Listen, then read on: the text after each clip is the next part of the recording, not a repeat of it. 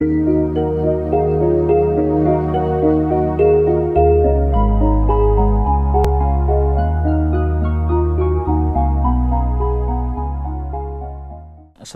warahmatullahi wabarakatuh. Alhamdulillahirabbil alamin. Allahumma sholli ala Muhammad wa ala ali Muhammad.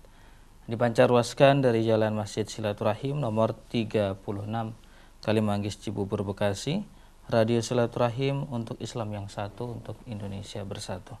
Alhamdulillah ikhwan dan akhwat yang dirahmati Allah Subhanahu wa taala, senang sekali saya Abi Agus dapat kembali menjumpai Anda dalam program Tausiah Siang di setiap hari Selasa bersama narasumber kita yang sudah tidak asing, Ustadz Umar Rasyid Hasan. Assalamualaikum Ustadz. Waalaikumsalam warahmatullahi wabarakatuh. Sehat Ustadz ya? Walhamdulillah. Alhamdulillah. Baik, di siang hari ini kawan dan akhwat, Ustadz akan membahas Al-Quran surah Al-Baqarah ayat 213. Ini diambil dari tafsir Ibnu Katsir, betul ya. Jadi ceritanya tentang umat yang satu kemudian berpecah belah. Apakah latar belakang dari kita mengambil surah Al-Baqarah ayat 213 ini apa Ustaz? Bismillahirrahmanirrahim. Alhamdulillahirabbil alamin wassalatu wassalamu ala asyrafil anbiya wal mursalin nabiyina Muhammadin wa ala alihi washabihi ajmain. Amma ba'd. Sebetulnya ini masalah interest ya. Masalah interest di dalam kehidupan. Jadi ketika gambaran umat dari masa awalnya sampai sekarang ini, gambaran umat itu adalah umat yang satu, umat yang selalu mempertahankan ukhuwah, nilai ukhuwah gitu, persatuan. Tapi manakala dalam komunitas persatuan ini ada salah menggunakan interest, ada yang interestnya kepada dunia, ada yang interestnya kepada hawa nafsu, ada yang interestnya pada keuntungan, kan? Atau interest yang lain yang di luar interest akhirat, gitu. Dan ini akan memunculkan sesuatu yang barangkali kalau kita katakan musibah, gitu. Mungkin kita katakan ini merupakan ujian, gitu. Yang mana pada kalimat interest itu sendiri seseorang harus memahami bahwa interest pada dunia ini lagi-lagi akan mematahkan cita-cita betapapun kuatnya, akan menghancurkan angan-angan betapapun hebatnya, gitu loh. Karena interest ini itu sendiri akan merusak, gitu loh. Kalau interest ini tidak digunakan pada nilai-nilai yang positif, gitu. Wallahu a'lam. Baik ikhwan dan akhwat, ayat Al-Baqarah ayat 213 Allah Subhanahu wa taala berfirman, boleh saya bacakan Ustaz? Ya, silakan. Artinya, manusia itu dahulunya satu umat. Lalu Allah mengutus para nabi untuk menyampaikan kabar gembira dan peringatan, dan diturunkannya bersama mereka kitab yang mengandung kebenaran untuk memberi keputusan di antara manusia tentang perkara yang mereka perselisihkan. Dan yang berselisih hanyalah orang-orang yang telah diberi kitab setelah bukti-bukti yang nyata sampai kepada mereka, karena kedengkian di antara mereka sendiri. Maka dengan kehendaknya Allah kemudian memberikan petunjuk kepada mereka yang beriman tentang kebenaran yang mereka perselisihkan. Kemudian Allah memberi petunjuk kepada siapa yang Dia kehendaki ke jalan yang lurus. Subhanallah. Inilah dari terjemah tadi ya. Bukan tafsirnya, itu terjemah. Terjemah dari Al-Quran yang ada. Gambaran umat yang bersatu ini, Abi Agus, Allah SWT menciptakan Adam alaihi salatu wassalam adalah untuk membuktikan bahwa dirinya itu maha kuasa, membuktikan bahwa dirinya itu ala kulli syai'in qadir, ala kulli syai'in qadir, berkuasa atas segala sesuatu. Nah, termasuk pula Allah berkuasa dan maha kuasa terhadap mempersatukan makhluknya ini. Gitu. Karena Allah yang menciptakan, tentunya Allah yang tahu. Allah yang menciptakan, tentu Allah pun yang maha tahu tentang perbuatan apa yang akan dilakukan oleh ciptaannya itu. Karena Allah pun dalam Al-Quran mengatakan, Allah menciptakanmu dengan apa yang kau akan lakukan. Ya, pahami ya? Allah menciptakanmu, apa itu tadi? Gak apa-apa ya? Allah akan menciptakanmu dan akan menciptakan apa yang kau lakukan. Jadi semua ya, aktivitas manusia ini sudah Allah rangkai, sudah Allah tentukan. Gitu. Umurnya Nabi Adam sekian, perbuatannya apa saja. Gitu. Umurnya Hawa, ibunda kita sekian, perbuatannya apa saja. Terus sampai kepada kita hari ini. Bahkan itu takdir pada manusia ditulis oleh Allah SWT sebelum manusia itu lahir ke dunia 50.000 tahun. Takdir-takdir mereka telah dituliskan. Maka Allah katakan, aku menciptakanmu dengan apa yang akan kau lakukan. Nah, termasuk di dalamnya kasus-kasus persatuan. Umat ini bersatu, umat ini mempertahankan ukhuwahnya, gitu kan? Umat ini mempertahankan nilai-nilai kebersamaannya sampai kapan? Gitu. Lalu muncul yang Ustadz katakan tadi, ada interest pada komunitas yang baik ini. Lalu perubahan-perubahan sikap kehidupan manusia terjadi. Ya, yang awalnya bersatu lalu berpecah. Yang awalnya memiliki ukhuwah lalu ada perseteruan, adawah. Nah, ini akan muncul. Gitu. Dan ini merupakan sunnatullah. Jadi memang saat ini apa yang dialami oleh umat Islam, terjadi perpecahan di mana-mana, tidak bersatunya umat Islam, itu sudah ditakdirkan oleh sudah Allah. Sunnatullah. Tetapi iya memang itu sunnatullah. Tapi kita yang memiliki akal sehat yang Allah anugerahkan pada kita, kita gunakan akal itu. Kita gunakan untuk, kalau persatuan ini tiba-tiba berpecah, ukhuwahnya sudah menjadi adawah, otak ini yang harus kita gunakan. Allah tidak akan berpihak loh pada perpecahan. Allah tidak akan berpihak pada katakanlah adawah. Nah, ini otak akan digunakan. Mumayyiz ini kepada hal-hal yang positif gitu. Nah, oleh karenanya kita lihat di ayat ini, kapankah umat itu bersatu? Pada masalah apakah umat itu bersatu, kan gitu? Iya. Lalu kapankah umat ini berpecah? Pada masalah apakah perpecahan itu? Atau apa penyebabnya? Kan gitu. Umat ini bersatu di awal waktu, dari kurun Nabi Adam alaihissalam sampai kurun waktu Nabi Nuh. Itu persatuannya luar biasa. Kokoh. Menyembah Allah bersama-sama. Ya kan? Beribadah bersama-sama. Ketakwaan dijalin bersama-sama. Belum ada perseteruan-perseteruan yang sifatnya mengganggu nilai-nilai kehidupan itu. Dari zaman Nabi Adam sampai Nabi Nuh. Allah diesakan. Ya kan? Allah diakbarkan, dibesarkan. Dipuja Allah. Nah, dan itu berlanjut, masanya itu cukup lama. Berapa tahun Ustaz? Menurut tafsir Ibnu Katsir? Dari Ibnu Abbas ya. Kalau Abi Agus berapa tahun itu bertanya, Ibnu Abbas memaparkan, kana baina Nuh wa Adam asyrata qurun. Masa antara Nabi Adam dengan Nabi Nuh itu asyratu qurun. Asrah 10, qurun itu apa, zaman, ya kan? Jadi 10 masa. Abad.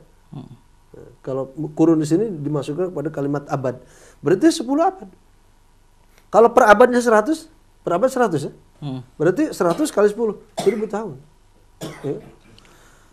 Antara generasi Nuh, antara generasi Adam sampai Nabi Nuh, putranya Adam ini, itu asratu kurun. 10 abad. Berarti kali 100 kan gitu. Berarti 1000 tahun. Dalam persatuan. 1000 tahun dalam persatuan. Artinya dalam masa 10 abad tadi, kulluhum ala syari'atim minal haq. Kulluhum ala syari'atim minal haq. Semua masa itu 10 abad tadi, semuanya di dalam syariat yang hak, yang benar. Tidak ada penyimpangan, tidak ada distorsi hukum. tidak ada interest kepada hukum ini untuk kekayaan pribadi. Karena sekarang kan ada interest hukum untuk kekayaan pribadi. Iya. Ya kan? Sehingga penyalahgunaan wewenang, penyalahgunaan jabatan amanat ini sudah menjadi apa? Sudah menjadi kebiasaan-kebiasaan yang luar biasa. Itu ya. Buruknya itu. Nah, ini artinya pada masa itu kulluhum ala syariatim minal haq. Semua kurun ini dikuasai oleh syariat. Syariat itu hukum, agama. Gitu. Yang di dalamnya semuanya kebenaran. Artinya kebenaran al-haq ini itu tadi ibadahnya pada Allah. Akidahnya lurus, tidak ada penyimpangan, tidak ada pengurangan hukum, distorsi. Gitu kan? Tidak ada pengkebirian. Gitu kan? Tidak ada kezaliman yang mengataskan syariat. Gitu. Itu masa. Fakhtalafu, inilah penyakit, interest. Lalu tiba-tiba ikhtalafu, berpecah.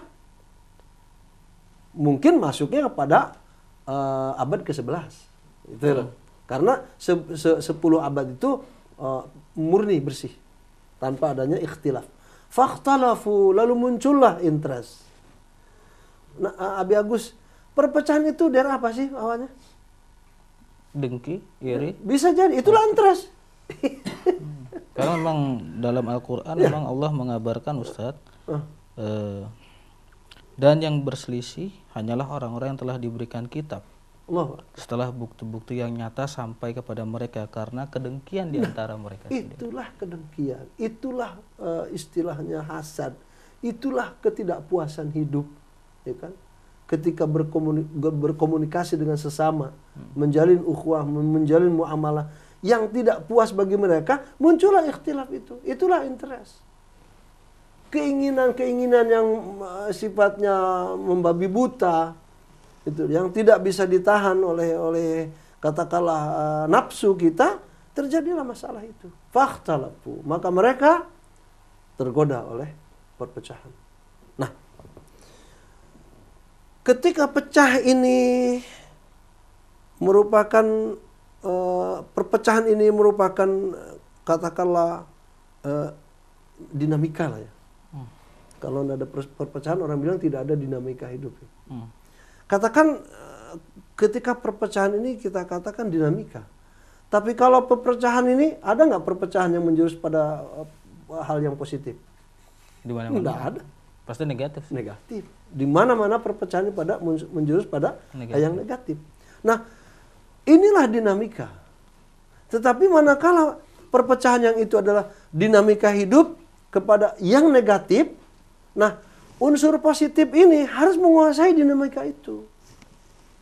Harus mengembalikan pada kurun yang awal agar apa? Umat ini kembali bersatu. Dengan apa? Dengan meleburkan, mengorbankan interest kita untuk kepentingan persatuan lagi. Sekarang manusia ini penuh interest kok, bagus. Interest kepada dunia, interest kepada kekayaan, interest pada nama baik, interest pada jabatan. Hatta agama dijadikan apa? Untuk keuntungan interest mereka hari ini. Nah, oleh karenanya, kalau kita melihat perpecahan sekarang, lalu kan ini ayat ya, 213 ini merupakan informasi bagi kita. Kalau kita runut masalah hari ini kita hidup dengan masa lalu, tidak ada bedanya sebetulnya antara persatuan dan perpecahan, antara ukhuwah dan permusuhan. Itu saja. Bentuk individunya dulu sudah ada, prototipenya sudah ada. Ketika Habil dan Qabil, iya, ya kan, saling berbunuh. Itu muncul interest tadi. Kenapa kemudian kita memiliki kedengkian di antara kita sendiri yang seperti yang Allah sampaikan dalam Al-Quran, Ustaz? Dari mana kedengkian itu muncul, iya. Ustaz? Dalam ayat lain Allah katakan inna nafsala ammaratun bisu. Manusia ini bukan malaikat. Manusia bukan malaikat. Jadi wajar kalau manusia ini melakukan katakanlah kedengkian-kedengkian yang mana hatinya sudah dikuasai oleh setan. Sedangkan Allah katakan juga inna nafsala ammaratun bisu dalam surat Yusuf itu kan, bahwa sesungguhnya hawa nafsu manusia ini mengajak kepada manusia sendiri untuk apa? Melakukan keburukan. Keburukan ini kan berjenis-jenis. Muncul diantaranya salah satu dari keburukan itu adalah dengki, hasad, ria, ujub, sum'ah. Gila-gila yang lain. Itu.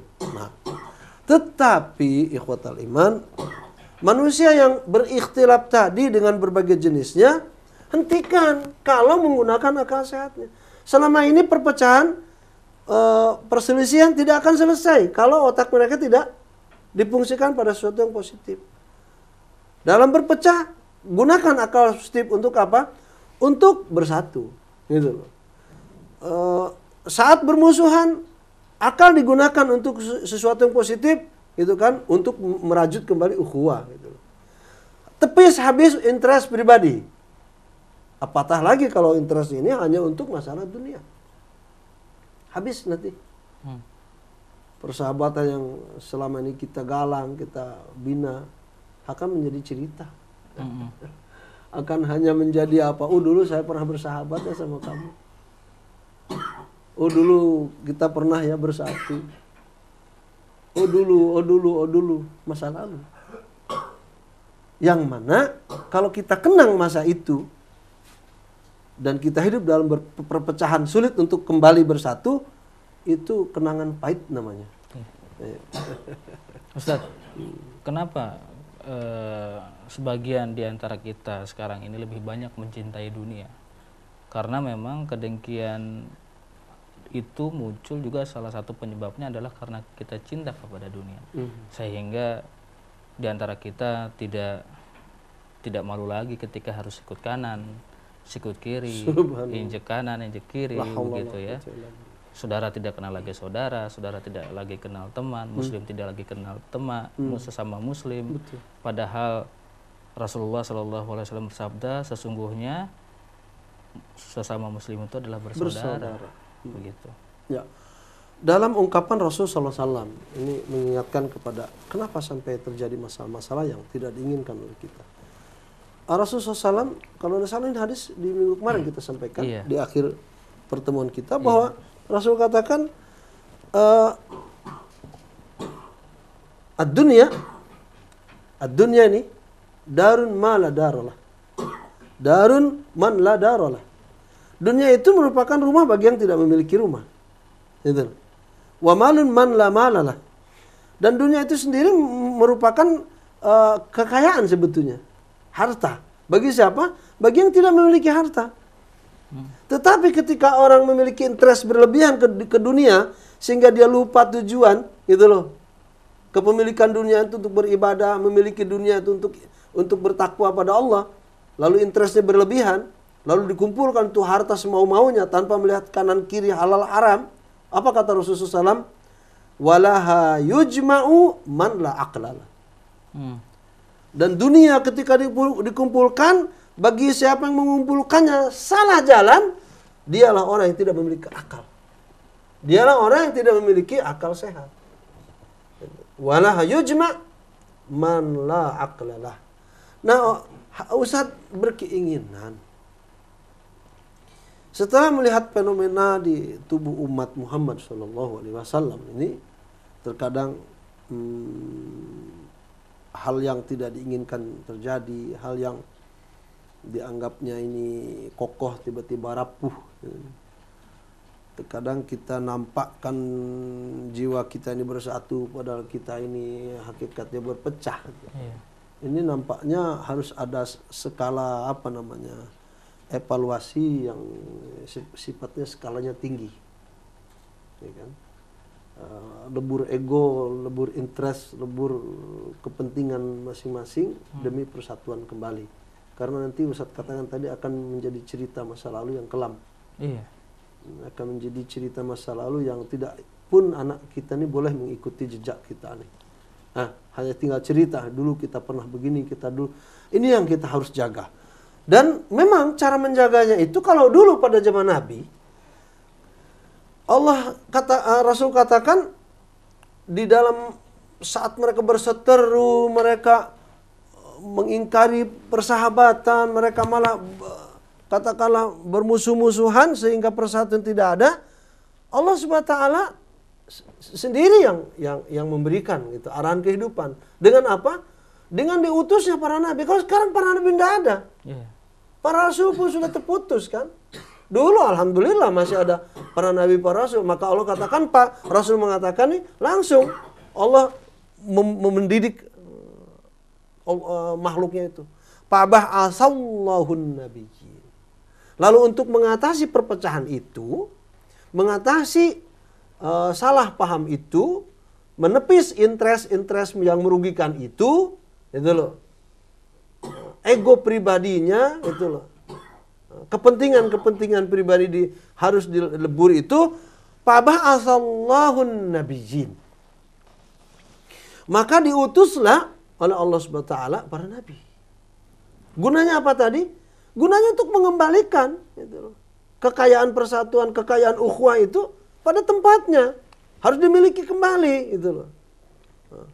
Mubasyirin wa mundhirin, yang mana fungsi daripada terutusnya para nabi itu adalah untuk memberikan kabar gembira kepada orang-orang yang mau beribadah pada Allah, bertakwa pada Allah, kembali merajut ukhuwah Islamiyah, kembali bersatu. Wa mundhirin, dan memberikan ancaman-ancaman, kabar ancaman bahwa kalau tidak bersatu kamu, kalau tidak menyembah Allah lagi kamu, gitu kan? Kalau kamu tidak lagi bertakwa pada Allah lagi kamu, maka di sini unsur mundhirin terjadi. Hati-hati kamu, warning. Akan ada azab Allah, akan ada katakanlah semisal kita nih, banyak sekali kan nasihat-nasihat Allah Subhanahu wa taala yang dihadirkan pada kita, yang mengatasnamakan katakanlah nasihat ini untuk manusia berpikir, kenapa sih gitu loh, berseteru terus, sehingga Allah dengan takdirnya ini di Indonesia khususnya diperbanyak partai. Itu sebetulnya ujian loh. Banyak golongan, diperbanyak lagi organisasi-organisasi. Padahal dengan bermunculannya hal seperti ini, perkara bukan malah selesai, maka semakin runyam dibuatnya. Nah, makanya kalau sekarang sudah terputus itu masa kenabian dan kerasulan, maka pihak mana yang harus kita andalkan untuk mempersatukan umat yang terpecah ini? Kan ada ulama, Ustaz. Ada ulama, oleh karena ada kiai, ada ustadz itu ya. Nah, namun sekarang sayang, ustadz-ustadz, para kiai dan para ulama pun tidak sedikit dari mereka yang apa? Yang keinginannya itu apa? Berpihak pada perseteruan. Apa di partai-partai tidak ada ulama? Coba pikirkan dong. Iya. Apa di organisasi tidak ada ulama? Pikir dong. Ya kan? Nah, kalau kita munculkan pertanyaan, fungsi ulama pada organisasi itu untuk apa? Fungsi ulama yang ada di partai-partai itu untuk apa? Betul. Kalau Abi Agus tadi, ya itu kan kalau dulu para nabi ada dan sekarang terputus, kan sekarang ada ulama. Kita tidak pungkiri adanya mereka. Tetapi naudzubillah min dzalik, keberadaan teman-teman ulama itu baik di perpartaian, baik di organisasi, baik di mana-mana, nampaknya akan berpihak pada golongannya saja gitu. Tidak berpikir kepada bagaimana antara ulama yang ada di satu kubu dengan kubu yang bersatu. Tidak ada hari ini. Ini yang menjadikan kita ini miris itu. Sehingga fungsi ulama ini bukan mandul ya, tetapi lebih dari itu kayaknya. Gitu. Kalau wujuduhu ka'adamihi orang bilang. Kalau mandul mungkin masih ada zatnya, fisik. Tapi kalau wujuduhu ka'adami, keadaannya seakan-akan tidak ada, bagaimana itu? Iya. Lebih daripada mandul. Kalau tidak ada lagi ulama, kemudian para kiai-kiai yang seperti yang tadi yang Ustadz sampaikan, mereka tidak lagi berpihak kepada persatuan, kemudian umat akan menaruh harapan kepada siapa, Ustaz? Ya. Sedangkan para ulama adalah para pewaris Nabi, kemudian para kiai juga mereka seharusnya memberikan himbauan untuk menyeru pada persatuan dan kesatuan sesama umat Islam. Ya, jujur kalau Ustadz menjawab pertanyaan Abi Agus, tetap harapan pada mereka. Maka ketika seseorang dijuluki ulama, dijuluki kiai, dijuluki ajengan atau para ustadz ini, maka dia wajib loh menjadi figur uswah hasanah, itu wajib itu. Wajib dia harus menjadi tolak ukur atau barometer parameter kehidupan orang-orang awam. Orang-orang yang kalau berhadapan dengan dia segan, dia merasa malu, dia berakhlak. Namun sekarang kalau yang julukannya kiai, ulama sendiri tidak memiliki akhlak, bagaimana? Iya.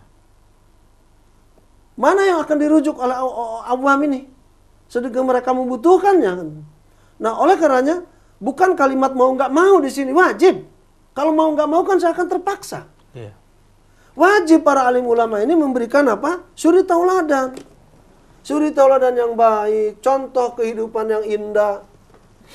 Kalau dia katakan haram itu korupsi, dirinya sendiri yang paling jauh dari korupsi kan itu. Haram melakukan transaksi riba, dia sendiri yang harus awal menjauhi riba. Haram melakukan kezaliman,